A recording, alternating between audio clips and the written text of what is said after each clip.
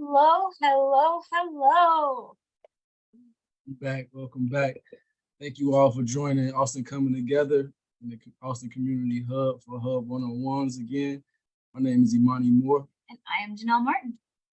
As some of you may be familiar with ACT already, ACT is a backbone agency for collective impact, serving a network of nonprofit, faith-based, and private member organizations. As a part of ACT, the Austin Community Hub is a safe space to intentionally and thoughtfully engage disconnected families and individuals in collaboration with our member base to securely connect Austin community members to holistic services such as career counseling, housing, continuing education, legal assistance, and much more.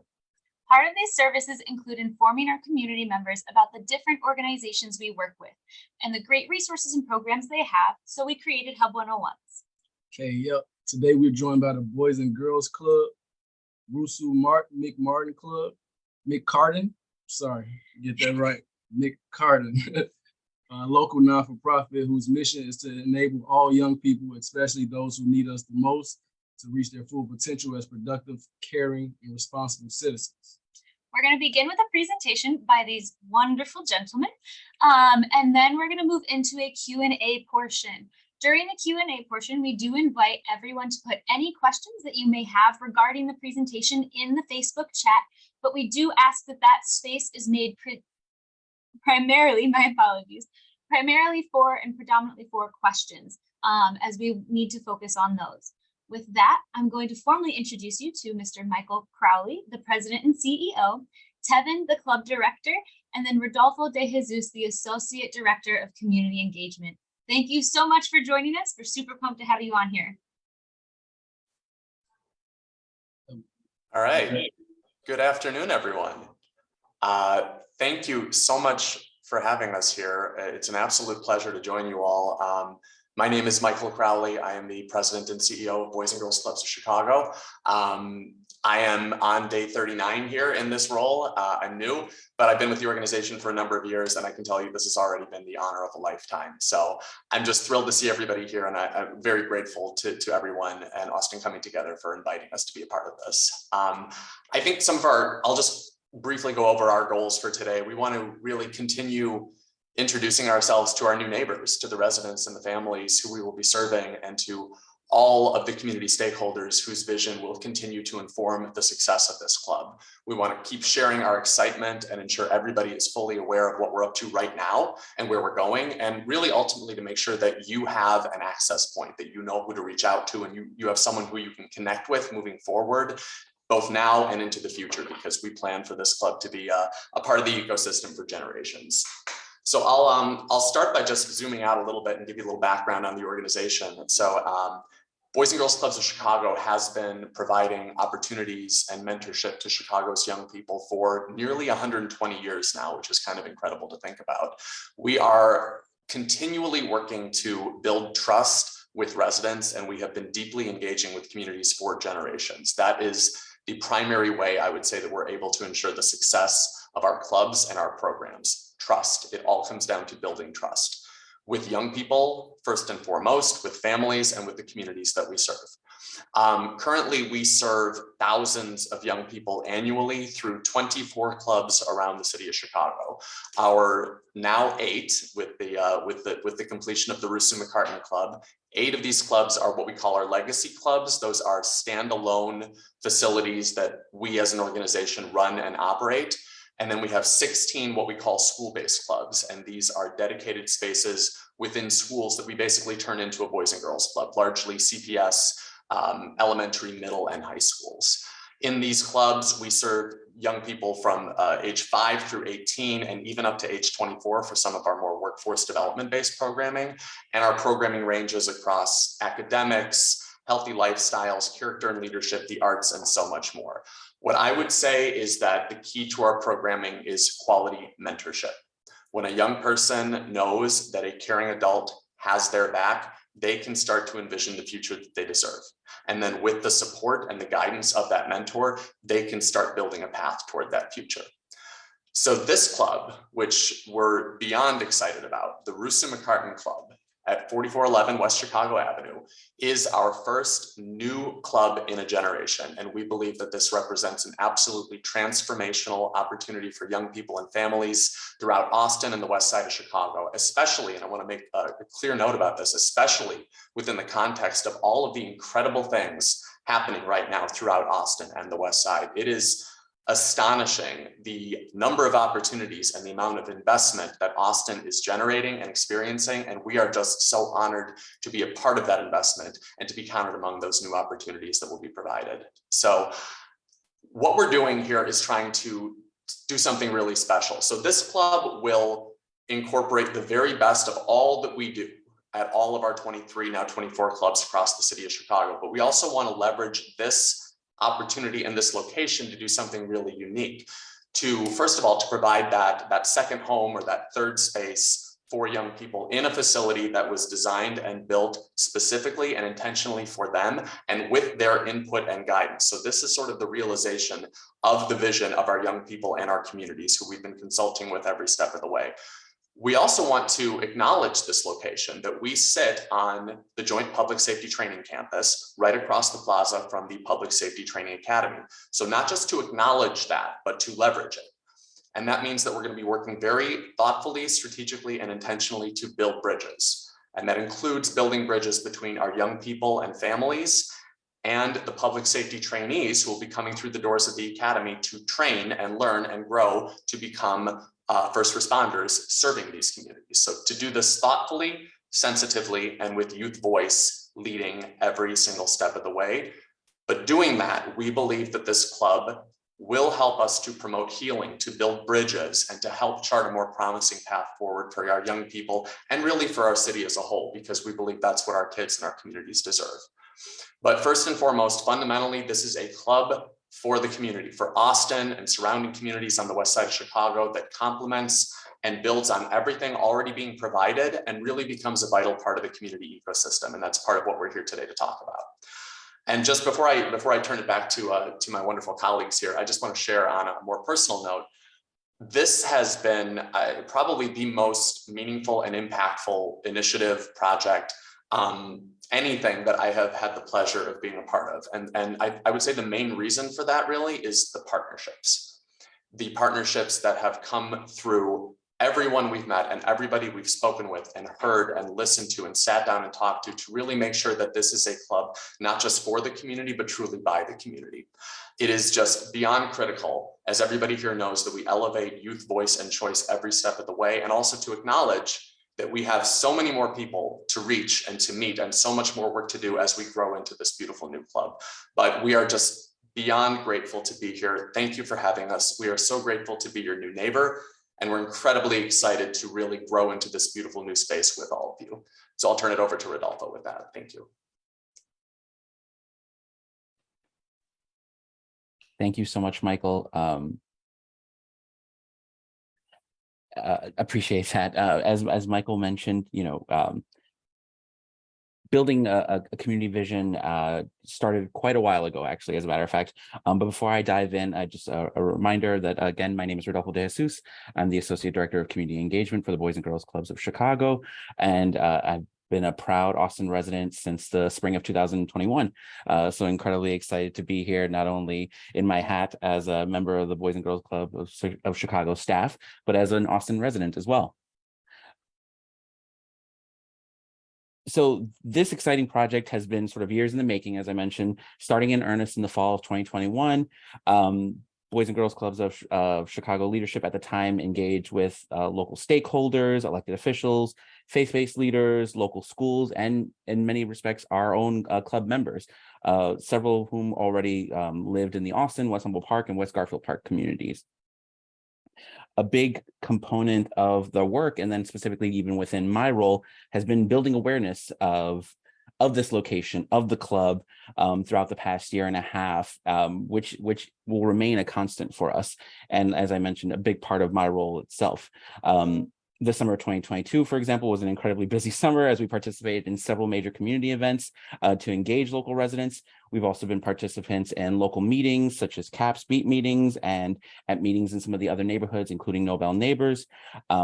a lot of it has been focused on trying to have that meaningful engagement and spread and going wherever we could to find an audience to make sure to spread the word as much as possible, engaging residents, letting them know that this club was in the works, letting them know what was sort of the hopes and aspiration of the building and the club and its proximity to the Public Safety Training Center, as well as kind of what we hope this will mean for generations of young families to come.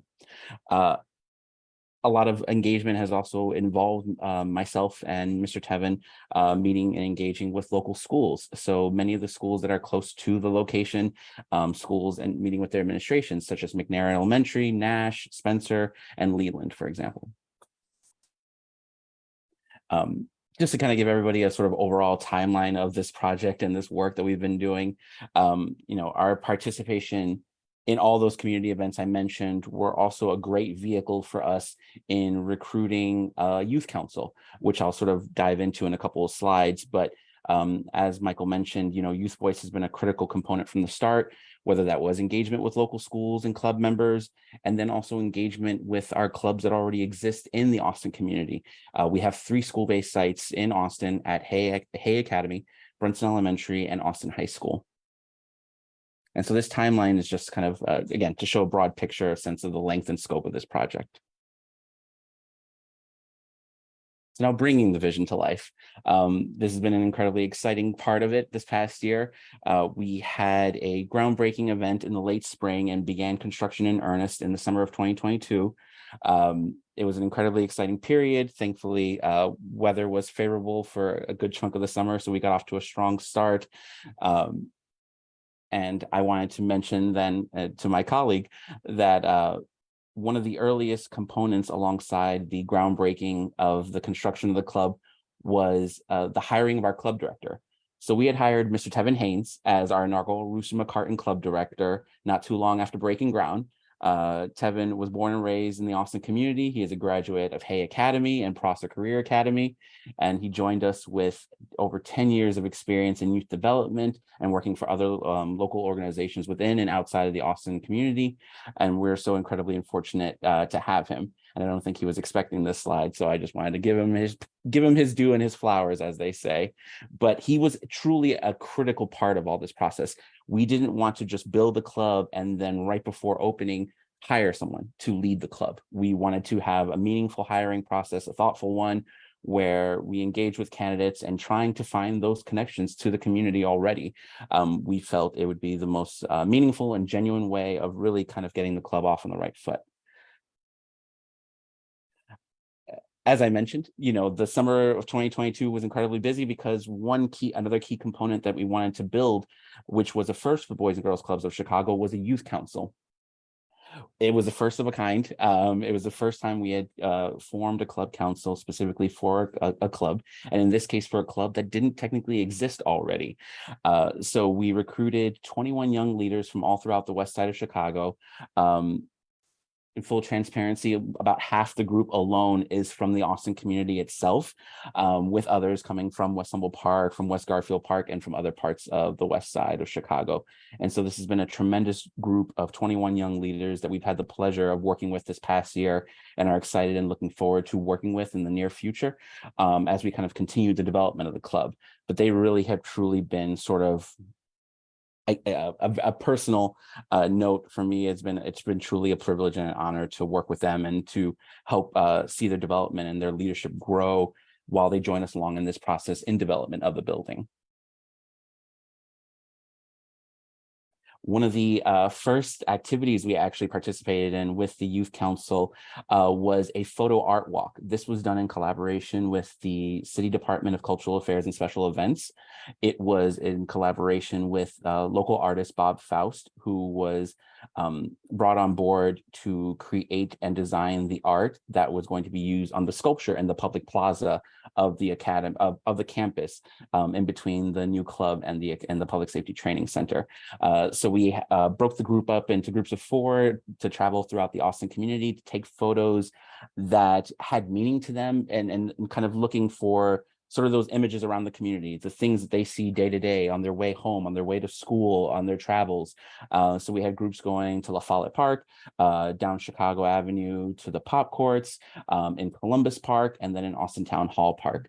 So many of the images you will see in the public plaza that is there on the campus, those images were, and the artist could describe them better himself, but they were essentially dissected from the photos that the kids took, and then they were repurposed and respliced into these beautiful designs and graphics from the images that they took themselves originally.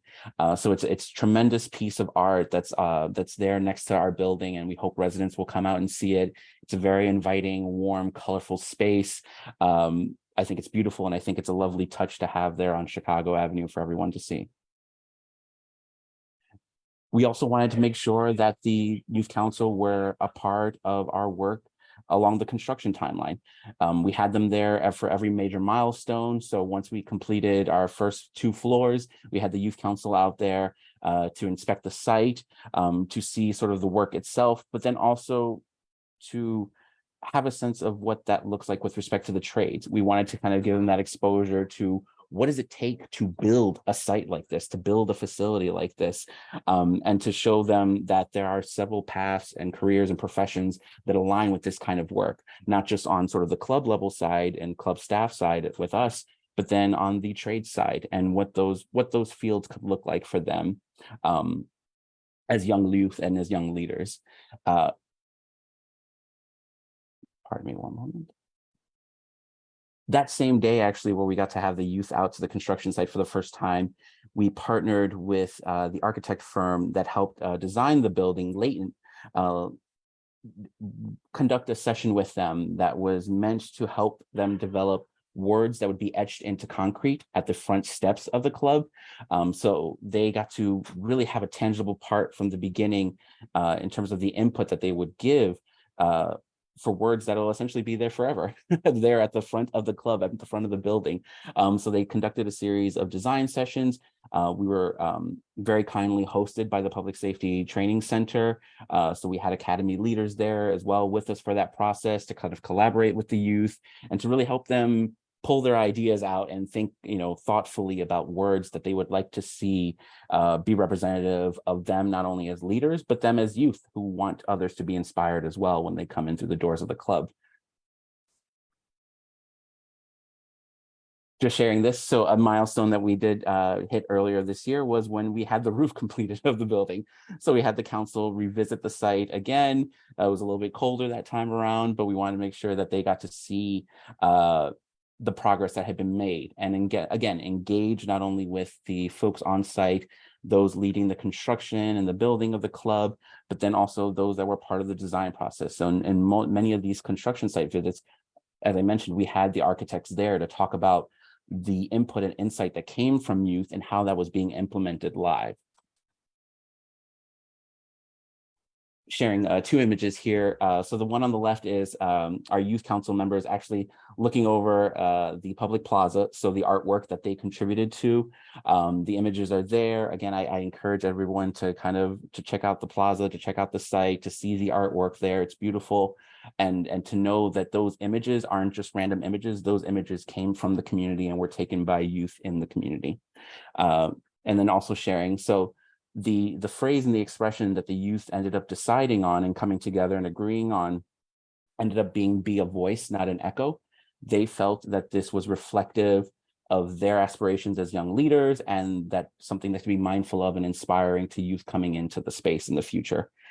So we have those words etched into concrete at the front steps of the building, but we also have it painted on the back of the building so that anyone visiting the club from the parking lot will also see it as well. So it was a beautiful sight to see their reactions to seeing their words, the words that they helped choose, reflected on the building and literally etched into the concrete at the front steps. It's been, an incredibly proud process to see the building come up. It's truly a beautiful space that has been created with so much thoughtfulness about how it can best suit young leaders and youth all throughout the west side of Chicago. And it's such a wonderful site. but I just wanted to kind of share this image of kind of when the club had made progress. They were starting to put paneling on the sides of the building. It was so much excitement. You could feel it coming together. And I just kind of wanted to convey that in this image. So next, I'll kind of break down and talk about each individual floors. So the building itself, it's a 3-story building, 27,000 square foot, brand new facility. And as Michael mentioned, it's the first club we've built in a generation. And we're building it, on the west side of Chicago, serving the Austin community. And so I'll just kind of go through the floors one by one. So with the first floor, we have our gymnasium, which is an NBA size regulation gym and court. We have our game room, welcome center, which is towards the front, and I'll share some images along the way as I go through the floors. We will also have a music room / recording studio, where my hope is that some of our young leaders will not only develop and work on music, but also, maybe potentially develop their own podcast or their own Facebook Live series or hub that's similar and comparable to the Hub 101.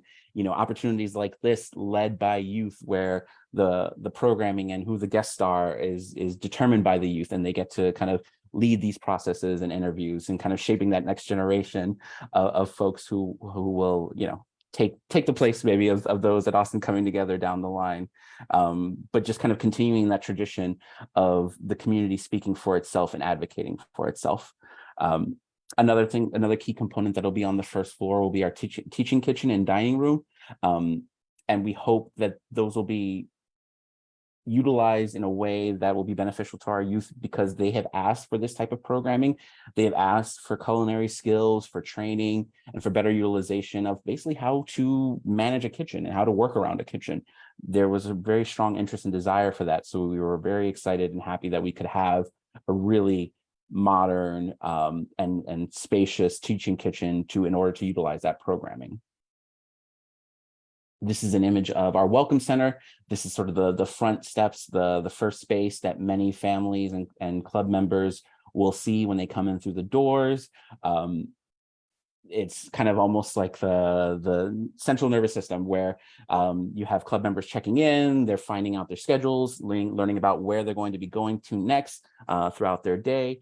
So it's always such for many of our clubs, it's that sort of beautiful first space, that room that families step into and say, wow, like this is amazing. or in many cases, the reaction is, my goodness, I wish I'd had something like this when I was growing up. This is a live image, not a rendering in this case, of our games room. It's thankfully one of our spaces that's currently completed, from everything from air hockey to ping pong to pool, to, of course, video games, and then board games and other activities. This is a regular feature of all of the Boys and Girls Clubs of Chicago. Every club has a games room, and it's a space that hopefully is multi-purpose and can be utilized by all of our ages. Our teaching kitchen that I was talking about, having large and industrial grade stoves, ovens, and refrigeration and freezers, so that if we wanted to have programming with multiple youth, that would be possible in this space. Our multi-purpose dining room, which has a lovely view there on the corner of the building facing Chicago Avenue. Our gymnasium. So again, this was in a moment where I got to take a photo and not use a rendering, which was incredibly exciting. Our gym is a beautiful space, and for any of our clubs that have a gymnasium, that tends to be almost the heart of the club, because it serves as a space of convening. It's usually a space where we can bring together all of our club members for meetings to start the day, and for events when we have larger events as well at the club. So it's a tremendous space, and we're incredibly proud of it and excited for the youth to utilize it, not only from here at this club, but from all of our clubs. The great thing about the Boys and Girls Clubs of Chicago is that we are a network of clubs all throughout the city, and throughout the west side, the southwest side, south side, and north side. Our second floor, the gymnasium takes up one side of it as well, but then we also have an art room, maker space, which I'll explain in a little bit, and our technology center, which is essentially serves kind of as a computer lab for us. So our youth and club members can utilize it for homework assistance, as well as other kind of joint technology programming. We also have what's called an ideas lab, which I'll show an image of in a moment. The art room will be for some of more our traditional arts, arts and crafts, painting, etc. The ideas lab and maker space will be for not just arts, but potentially then for intersections with the sciences. So for example, if club members were building Lego robots and wanted to have the space to not only construct them, but to test them out, that would be the space for it. So we have that there on the second floor next to the art room. The ideas lab will be a space where they can sort of test those out as well. It'll be a space where they can display their art, where they can perform their art, and they can utilize the technology and the things that they themselves have built. Our third floor, we will have an academic center. One of the key components of the Boys and Girls Clubs of Chicago, especially of our after-school programming, is time allotted for homework assistance, making sure that our club members are served academically as well as in other areas. It is also going to be home of our teen center, which will serve as a space that's going to be exclusive to teens. It is meant to be sort of a club within the club for our young adults, our young leaders, so that they have a space that they essentially aspire to and work towards as they get older and they navigate the building and programming. And in the corner, we will also have what will be called the Nikki Allen Learning Center. It'll be sort of a multi-purpose space that'll be used not only for our youth, and for them as leaders, but then also maybe for our parents. I know Mr. Tevin has great ambitions with respect to trying to serve our families, not just our young members, but the parents and their aunts and their uncles and others as well in the community. So we envision this space as maybe being the avenue for that. And we're incredibly excited by it. And probably one of the nicer treats of this building and the space is that we have a green roof and an outdoor meadow. It is the first of a kind for us, and it is a wonderful space, and I'll show some photos right now. This is, again, an image of the Learning Center. And this right here is a rooftop meadow. I have on the left a rendering of what the meadow is supposed to look like, and on the right, the meadow being put together. So as you can see, they did an excellent job constructing it as envisioned. But this space has an amazing view to the east of downtown Chicago. So on a clear day, you can see the entire skyline. It's really, truly a magnificent sight and something that is so unique to this building and unique, I feel like, even on the west side of Chicago, to have a space like this that you can see almost the entirety of the city from where we are in Austin and on the west side. It's truly a beautiful space, and we're incredibly excited for the kids to utilize it throughout the year, and then for them to kind of experience that scope and breadth and sense of it's a big city, right? And sometimes maybe they might not always remember that, but giving them an opportunity in a safe environment to reflect on that and to see that themselves.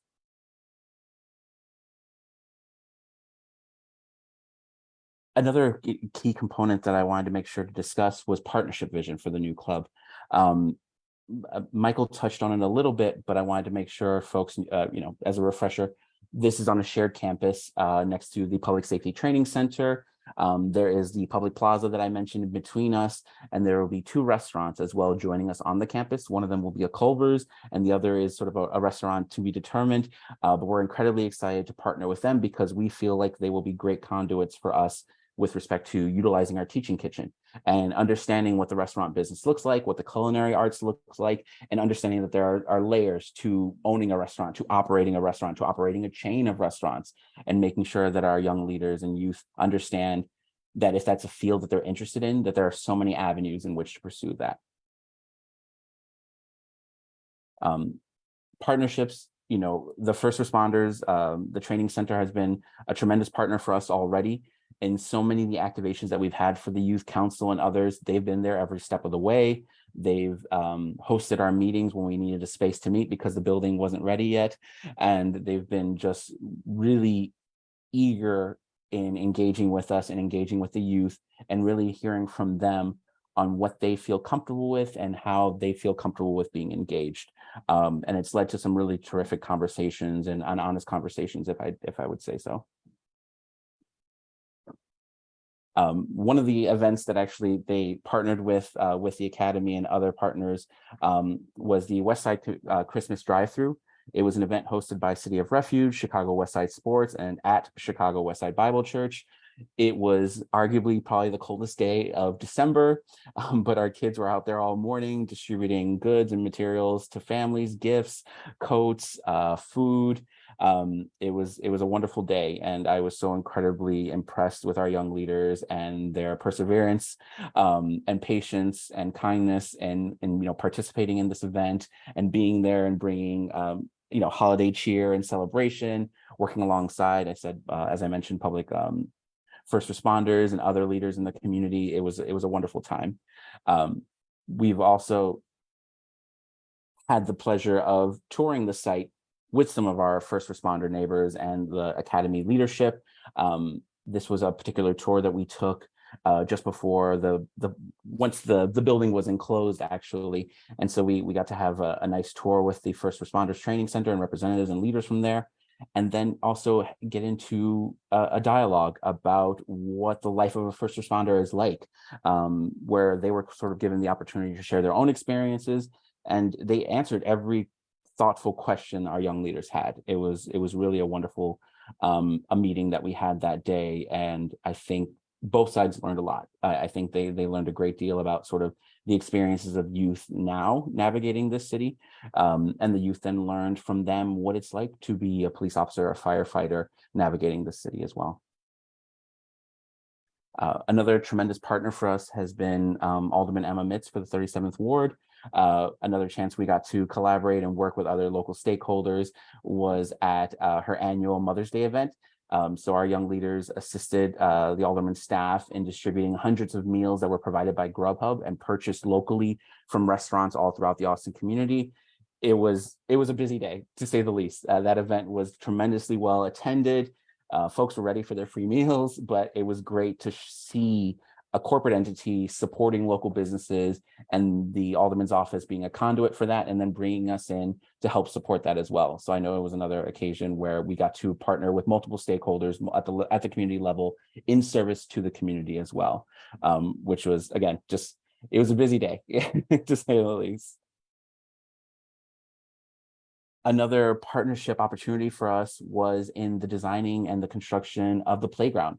So there is a playground at this club. It is located just behind the public plaza, and the hope for the playground is that it will be available for use by the community outside of programming hours. And so that is the goal, and with the intention that which the space was built. It's a beautiful new playground. It was designed in a collaboration from listening sessions and design sessions from our youth, from our young leaders, and from our younger club members who came from Hay Academy, actually, specifically, for example. This was done in partnership with an organization called Boom, which helps construct playgrounds nationally at local schools, daycares, nurseries, and at Boys and Girls Clubs. So this was an opportunity right there where we also got to partner with the training center, and then and some of our other agencies who were building our club also assisted in the construction of the playground. So it's a beautiful playground. It's there. It's available for kids to play with, and again, designed by them for them. Probably the biggest input that they provided was that they wanted more slides, and that they wanted slides that would offer them opportunities to slide down together, which I thought was such a wonderful, display of friendship, right? Not just wanting to have an experience on their own, but wanting to share that experience with a friend. So that was a wonderful feedback that we definitely got from some of our young youth. So now we will transition to talking about programming vision for the new club. And so before I hand it to Mr. Tevin, I just wanted to quick refresher reminder to some of the points that Michael talked about. We have 24 club locations throughout the city of Chicago. Our hours are typically after school through early evening, and then in the summer camp, we usually tend to have all-day summer camps. We have a number of internal programs that come from Boys and Girls Clubs of America and Boys and Girls Clubs of Chicago, but our key pillars are academic success, healthy lifestyle, and then character and leadership. And so now I will hand it to Mr. Tevin. Well, thank you so much. Thank you so much, Rodolfo, and thank you so much, Austin, coming together. This is an amazing opportunity. I remember when the 5-year life plan came out for Austin. I was a part of that cohort of people that gathered at Michelle Clark, and it's just amazing to see where this life plan is going and how BGCC is definitely going to be integral part of where Austin wants to go. One of the things is, as Rodolfo has already said, I was born and raised in Austin, went to John Hay my whole elementary life, and then went on up to Prosser Career Academy where I graduated. One of the things that I love about the Boys and Girls Club is that when I was young, there was not a lot of youth programs. There was one youth program that I did attend. I think that is still vital in our community, which is Westside Health Authority, and that's over there on Division. So our goal is to collaborate definitely with the community. And one of the things I just want to highlight is that even with our programming with the recording studio and the gym and the art studio and the teen center that we have, just over this summer, we were able to have over 100 students register for our summer program. And on a daily basis, we've had about 60 to 65 that has been a part of our program. So that's a picture of the first day of programming, and the next day it got bigger and bigger and bigger. And we've had kids from the ages of 5 all the way to 18, definitely a part of our program. And our largest population here at the Rusu-McCartin Club has been our juniors and our teens, and those are the ages of 11 to 18.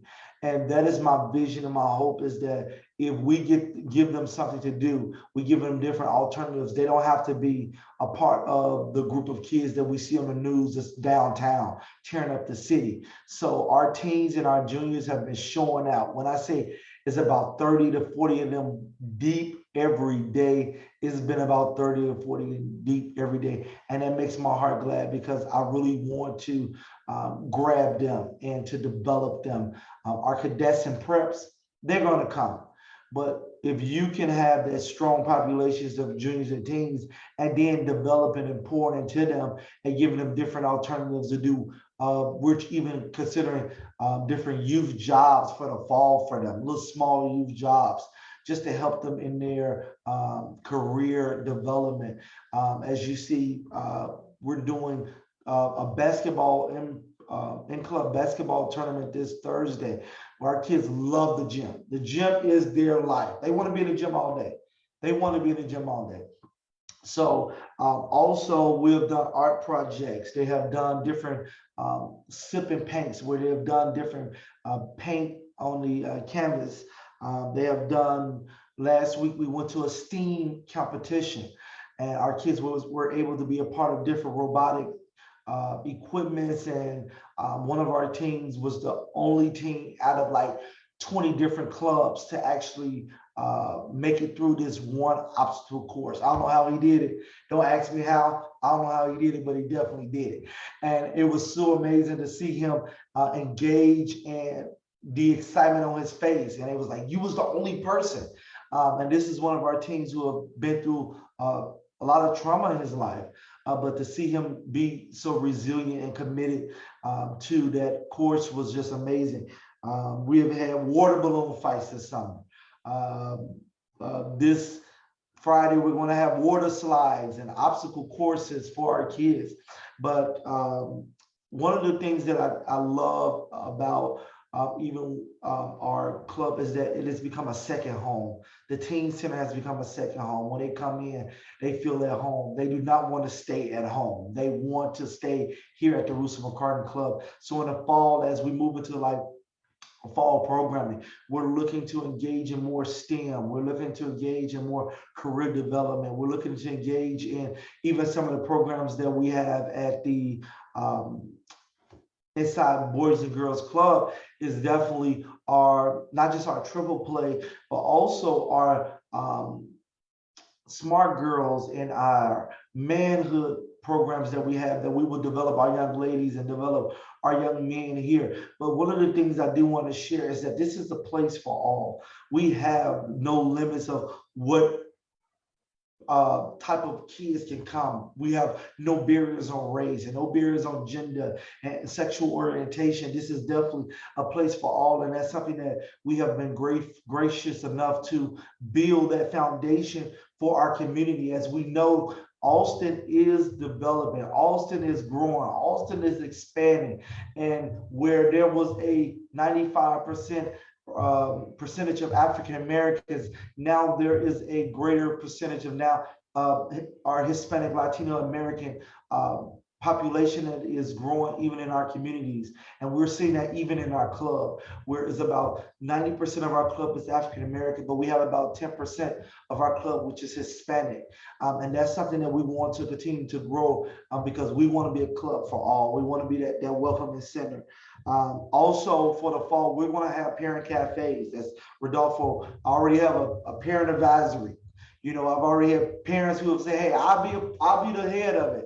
They've already self-appointed themselves to be the head of our parent advisory. And that's something that is so promising for us, because I believe that if you can get the parents involved, if you can get them involved, you already have the kids. And we just have to just stop focusing just on developing our kids, but let's start developing our parents, because they are the core of their families. And if we develop their parents, I believe that what we will see is just a cycle of great results from our community. And that's something that we are promising to see in the fall. So fall programming will start August 21st.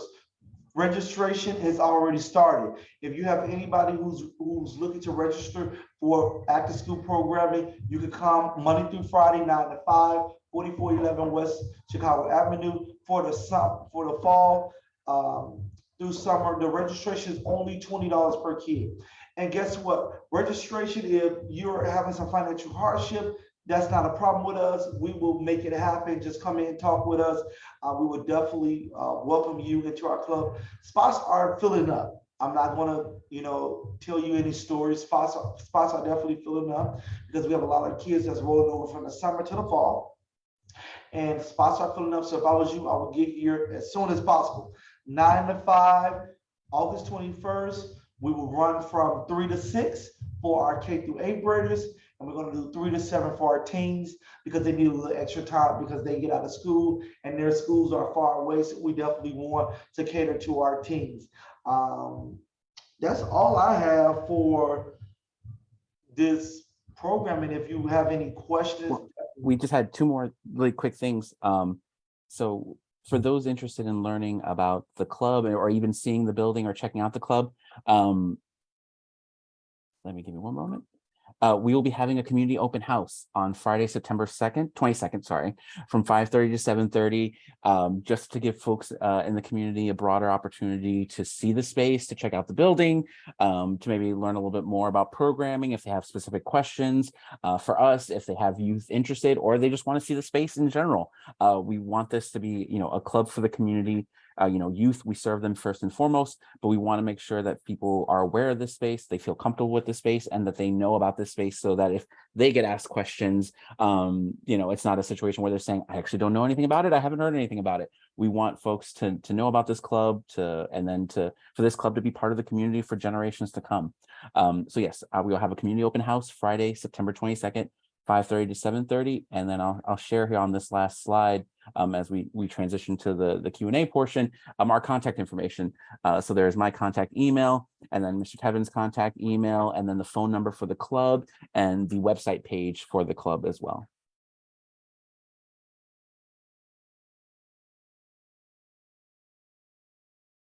I think we're ready then. Oh, yep, there you go. Community hub. That was fabulous. Thank you so much, both Tevin and Rodolfo. That was really, really great. Learning all about what you guys have to offer over there. We do have a couple questions from residents already pulling up.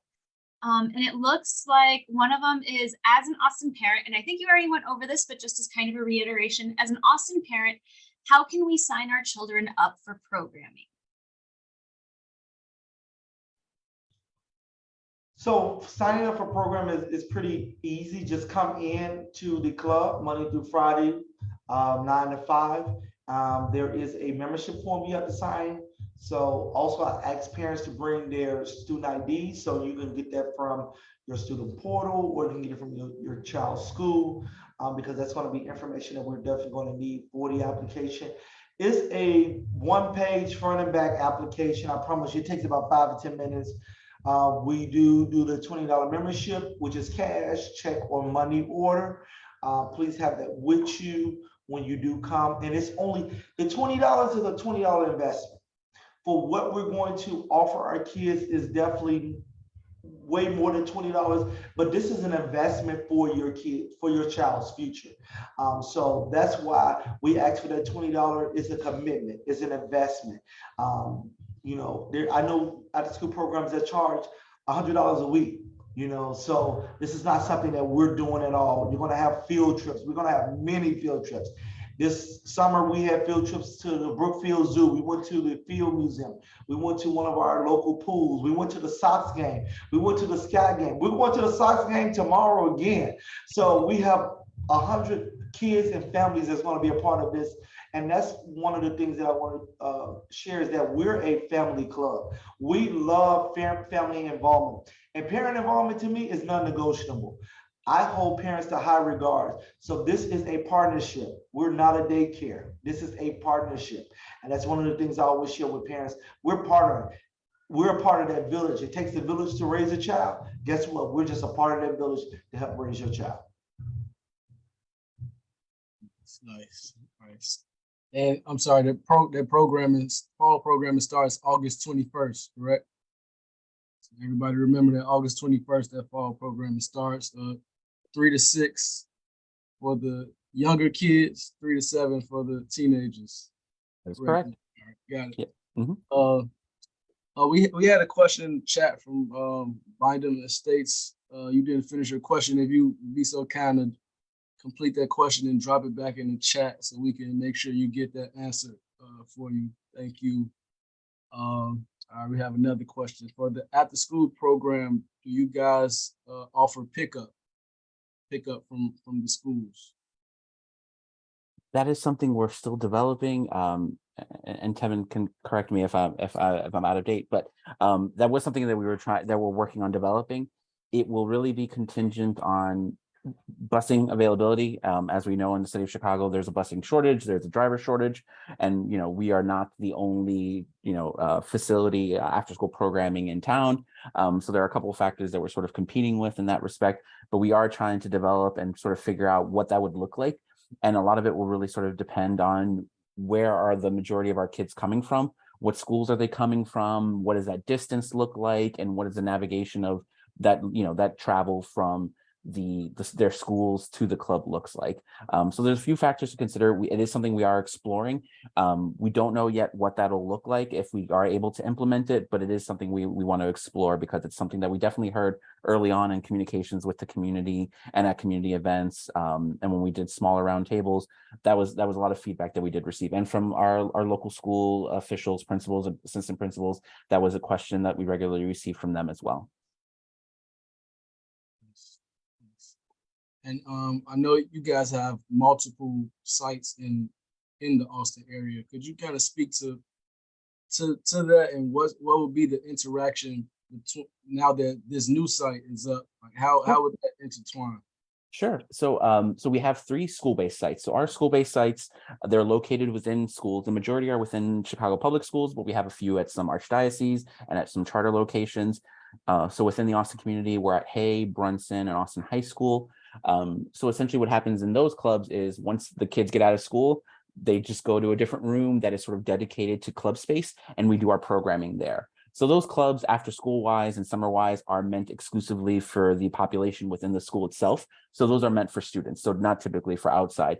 So what the flexibility of our standalone sites, our legacy sites, is that we can take kids from anywhere. If they are willing to travel and to make that distance to come to our club, we will serve them, we will enroll them as members, and we will be happy to have them there. I think the benefit of having a building that is our own in such close proximity to those school-based sites is that if, for whatever reason they cannot utilize their school site, they can come to us. Actually, this summer, for the last 2 weeks of summer programming, Mr. Tevin and the staff at the Rusu-McCartin Club have been very kind and generous to host the summer camp kids from the Hay Club, actually. So these last 2 weeks, they've been there in the new building.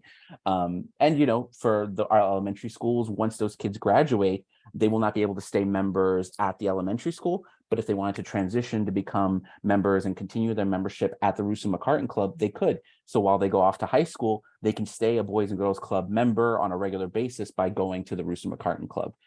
So it becomes a really nice process where you have those kids that maybe spent all of elementary school or the bulk of elementary school as a club member at their school, then getting a chance and opportunity to continue being a club member at another location, at a standalone site. Nice, nice. Thank you for that. Question. Now, thank you for that. Could you, and I know you kind of went over this a little bit, but could you tell us a little bit more of the differentiation in the programs that are offered at the schools versus what is going to be offered at the Rusu-McCartin Center? And one of that, I mean, is I know you now have like the Makers Lab and the new Music Lab. What are those opportunities kind of going to look like? And is there like desire for future development in them? Sure. So I think, so in terms of the distinction between our school sites and our legacy sites is because our legacy and our standalone sites tend to be the buildings that we own and the spaces, we can revamp them, right? We can adjust them, we can edit them essentially as needed. So, for example, right now we have a space that's going to be dedicated to being a recording studio. If, 10 years, 15 years from now, technology continues to advance in such a way that maybe that'll look completely different, we can revamp that space, right? It doesn't have to stay a recording studio in the traditional sense for the remainder of its existence. At our school-based sites, we work collaboratively with our local school leaders to utilize the spaces that we can that aren't disruptive to learning and to school programming. From a programming standpoint and sort of curriculum and process, they're the same. What becomes different is access to space. So within a school site, they have to utilize the space that they have within the school, but then they also, they will occasionally travel to nearby clubs to utilize spaces there, which is again, the great benefit of having the Rusu-McCartin Club close by to some of our school-based sites is that they can then go to Rusu-McCartin for a larger basketball tournament, for other activities, for music, or for if they want to do culinary and kitchen work, they can do it there.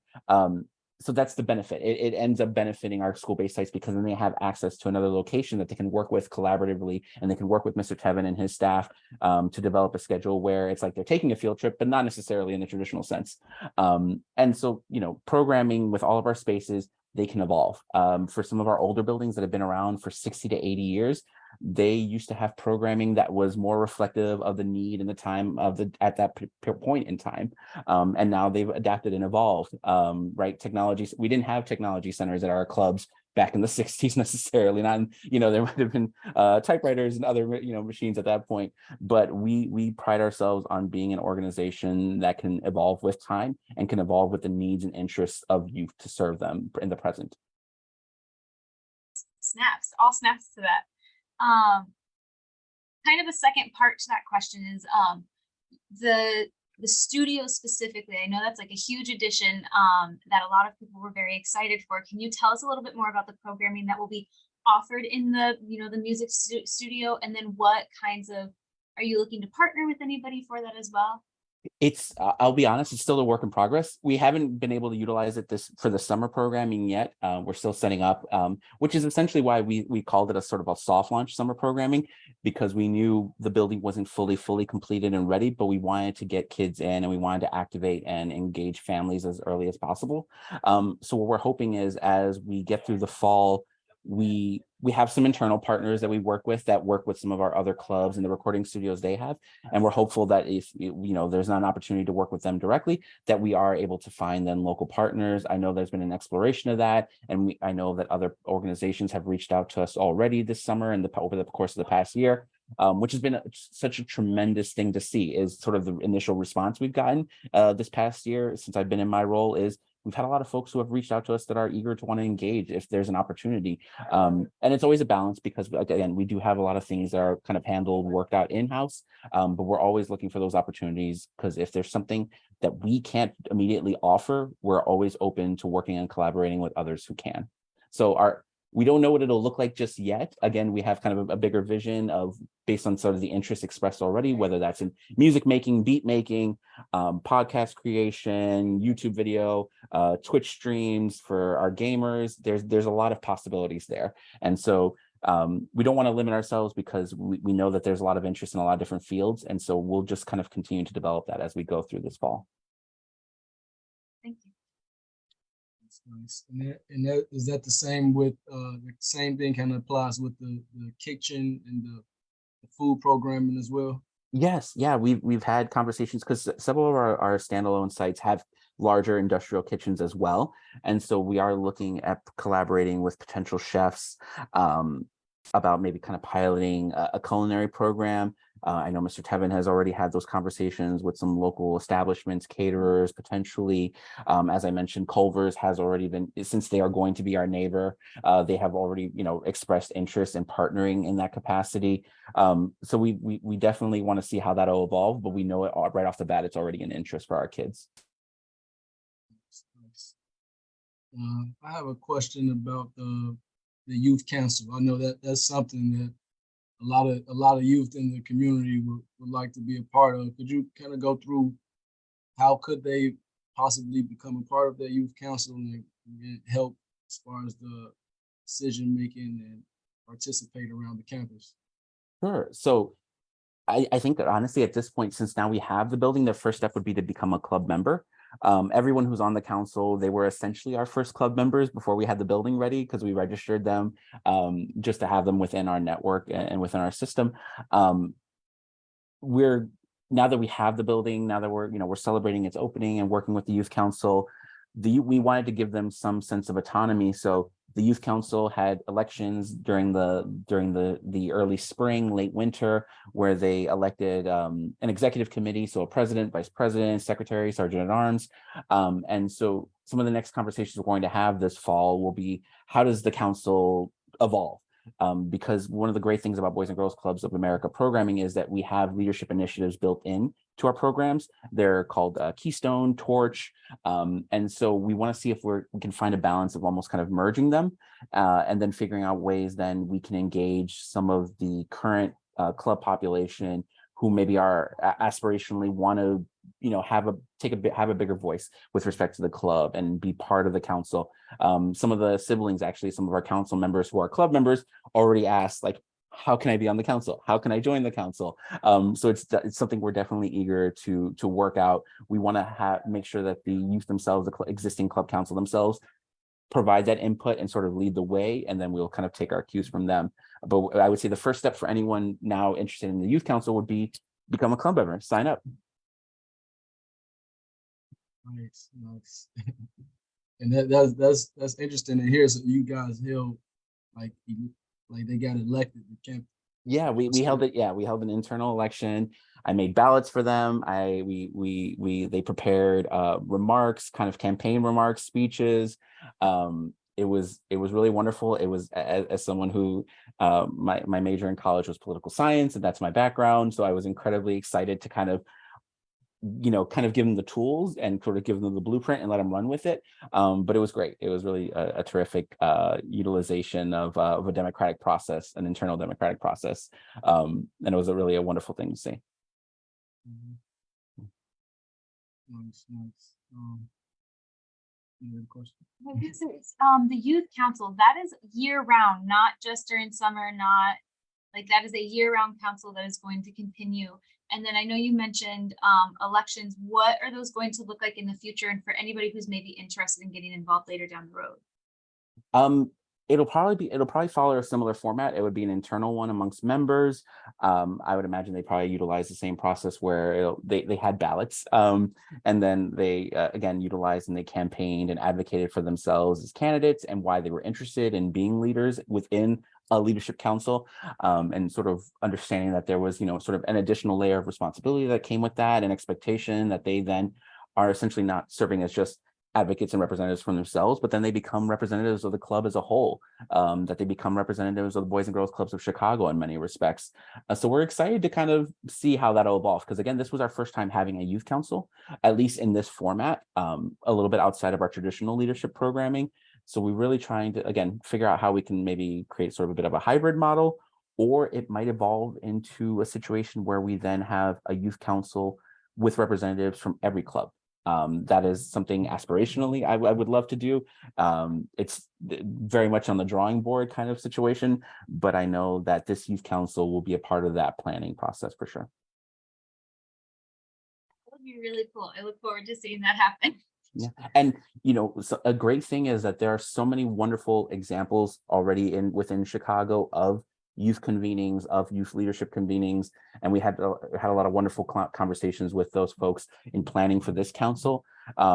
So again, we take inspiration from that and the amazing work that's already happening throughout the city with a lot of terrific organizations who convene youth councils or youth-led roundtable leaders. So we're incredibly excited to see where we can take this next. And by the way, let Michael know he has a classic council profile pic. I was chuckling when I saw that. Yes.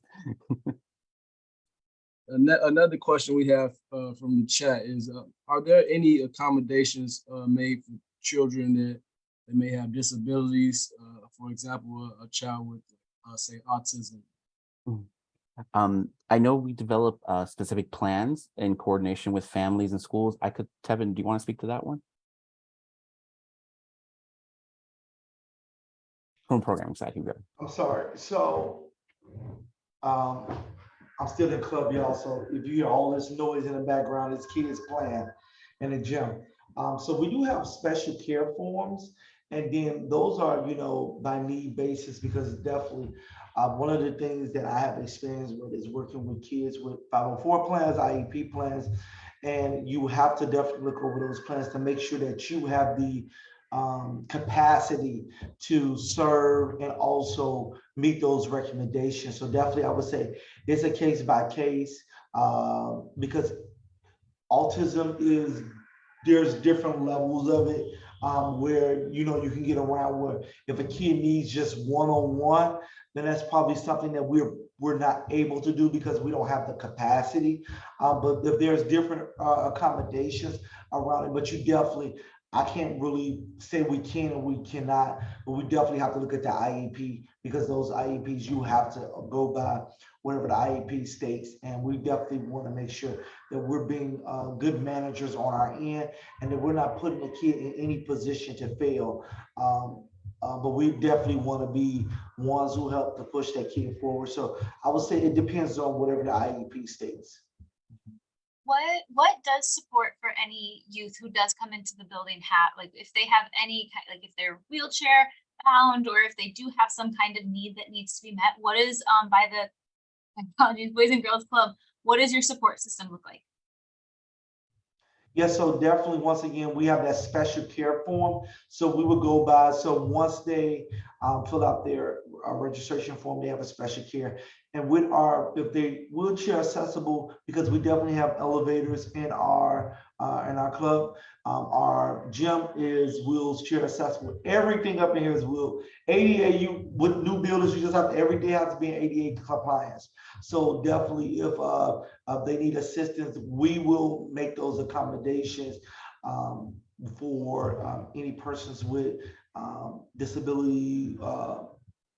So definitely just reach out to us, let us know. Once again, we have no restrictions and barriers unless the IEP states otherwise. One of the things I know we're pretty strict on is the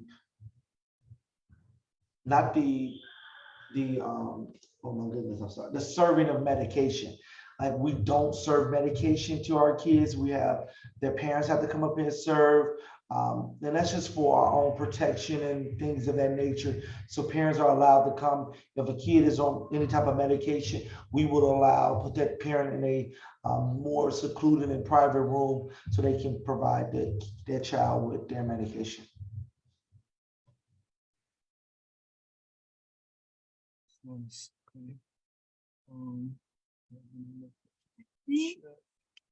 I think so. We are getting to that time. So if anybody does have any last minute questions, please feel free to toss those in the Facebook chat. I have a question. With the spaces that you have inside of the building, will they be available for like community or different community organizations, like maybe rent out or things like that, or like host their own like type of programming or events there? So historically, we have in some of our other club locations and some of our legacy sites, other legacy sites, we have had partnerships and collaborations with certain organizations or some cases local schools. That is usually approached on a case-by-case basis, because what we also don't want to happen is that whatever is sort of needed by the external partner that it conflicts with programming.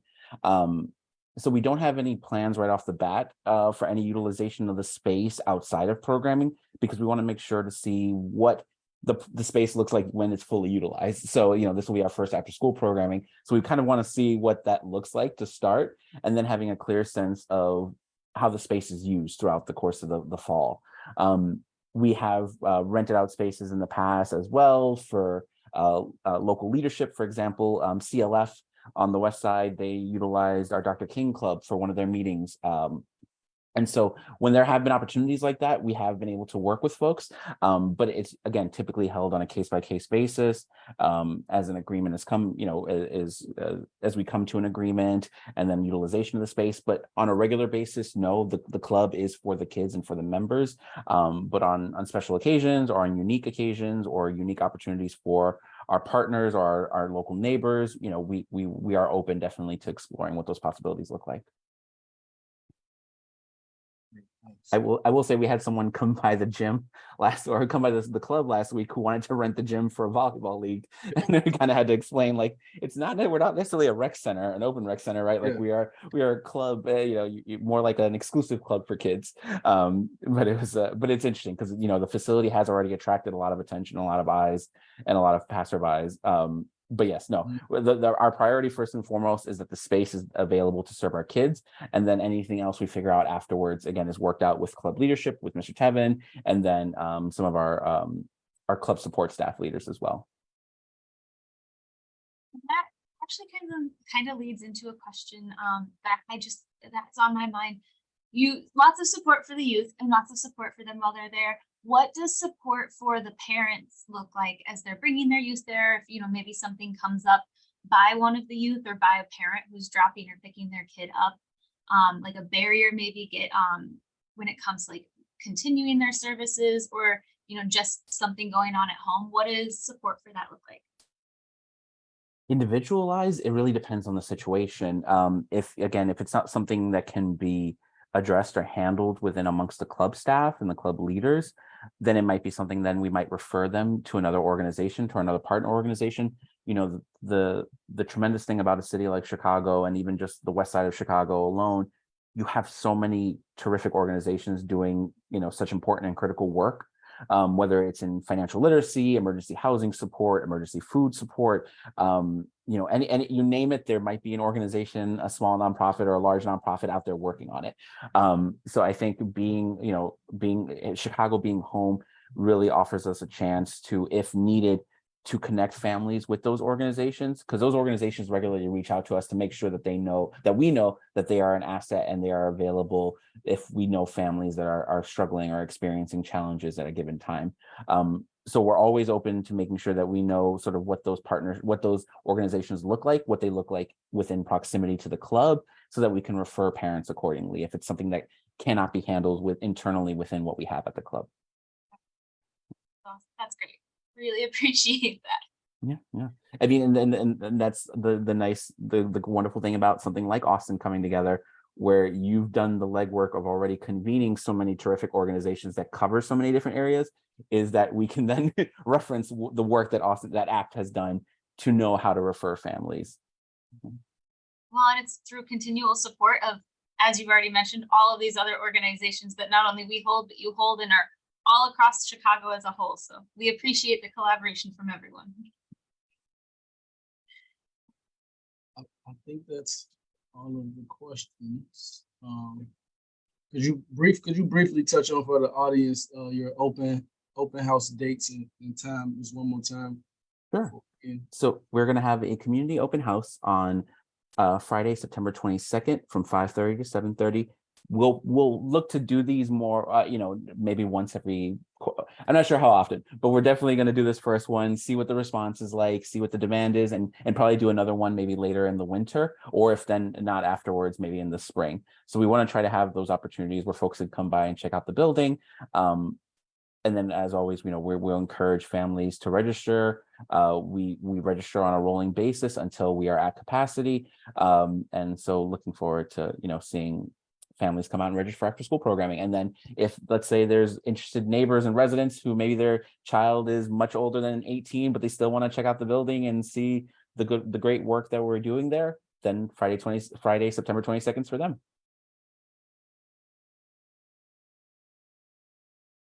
Well, that was awesome. I'm super pumped about this. We will be sure to share this out. Everyone write it down on your calendar now.